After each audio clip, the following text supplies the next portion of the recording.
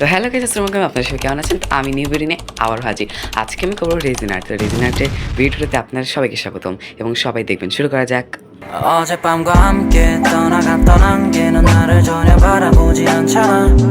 우리 둘 사이 관계는 깊지 않아 보이는 거 알잖아. 발장을 끼지 않고 걷기로 해. 억지로 웃음 짓지 않기로 해. 조금만 떨어져서 걷기로 해. 나를 바보처럼 바라. তো at first আছে যে আমি আমাদের পার্সেলটাকে আনবক্সিং করে নেব। এখানে আমি যে পেজ থেকে আমি এটা নিয়েছি আমি ডিসক্রিপশন বক্সে মেনশন করে দেবো। অ্যাট ফার্স্ট আমি পেয়েছি রেজিন, এরপর পেয়েছি হচ্ছে হার্ডেনার, এরপর হচ্ছে একটা মোল্ড আর গ্লাভস অ্যান্ড মাস্ক। আর এখন হচ্ছে যে আমি শুরু করব। তো আমি আগে মোল্ডটাকে আনবক্সিং করে নিচ্ছি, সরি আনপ্যাকেজিং, এটাকে কী বলে জানি না বাই দ্য ওয়ে। তো এই মোল্ডটা খুবই ভালো। এবার হচ্ছে যে আমি এখন এটাতে কোনো কিছু বানাবো, অবশ্যই সেফটি প্রয়োজন এটাতে বানানোর জন্য।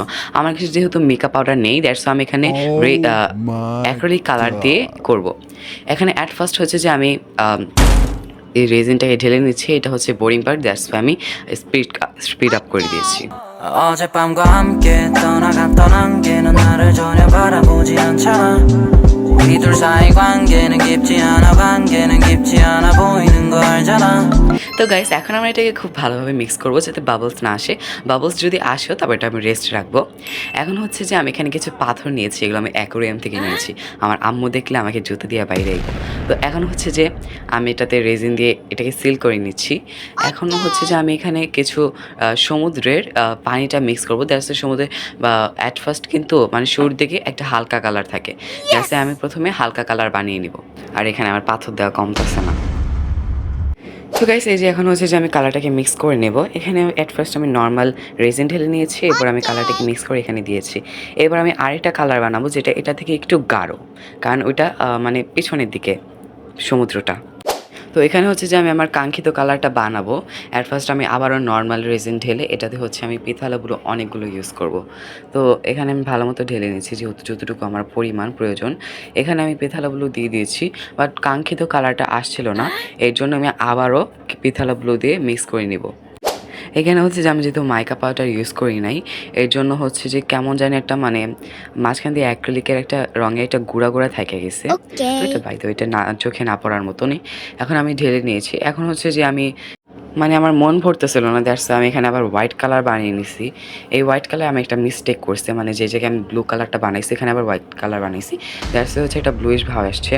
তো গাইস, এই জায়গায় হচ্ছে আমার একটা পোপাট হয়ে গেছে। আমি হচ্ছে রেজিনটাকে না শুকানোর আগে এখানে হোয়াইট কালার ঢেলে দিছি। এটাই হচ্ছে যে আমার পোপাট। দেখেন এখানে আরও আমার মন ভরে না, আমি এখানে আরও মানে হোয়াইট কালার দিছি। তো এটা আমি পরে আমি ঠিক করে নিছি। এটা হচ্ছে এটা শুকানোর পর আমি স্যান্ড পেপার দিয়ে ঘষে এটার উপরে আরেকবার নর্মাল রেজিন দিয়ে আবার ঠিক করে নিয়েছি। এটা লাস্টে আপনারা দেখতে পারবেন ফাইনাল রেজাল্ট। তো এরপরে আমি আবারও স্ট্র দিয়ে ফু দিয়েছি। আর এখানে আমি টেবিল থেকে মুছে নিয়েছি যেহেতু আমার মা ওকে মারবে না হিলে। এখন হচ্ছে যে আমার কাছে আরেকটা পেন্টিং ছিল এবং আরও কিছু রিজন বাকি ছিল, ওটা আমি এখানে দিয়ে সিল করে দিয়েছি। তো গাইস, এখন হচ্ছে যে আমি ফাইনাল রেজাল্ট দেখাবো। এখানে হচ্ছে যে আমি ট্রাইপড ইউজ করি নাই, কারণ হচ্ছে যে আমার ট্রাইপড ইউজ করার রুমটা অনেক এখন এই জায়গায় অন্ধকার ছিল, তখন বৃষ্টি পড়ছিল, দ্যাটস ওয়ে। এখন হচ্ছে যে অনেক নয়েজ ছিল এখানে। এইটা হচ্ছে যে আমার ফাইনাল রেজাল্ট। এখানে হচ্ছে অফ ক্যামেরায় আমি এখানে কিছু গাছ দিয়ে দিয়েছি, একটা সুপার ক্লি ইউজ করে একটা ভেলা এরপরে দিয়ে দিয়েছি, এরপর হচ্ছে যে কিছু স্প্রিঙ্কলস দিয়ে দিয়েছি। এখন আমরা একটা মোল্ড আউট করবো।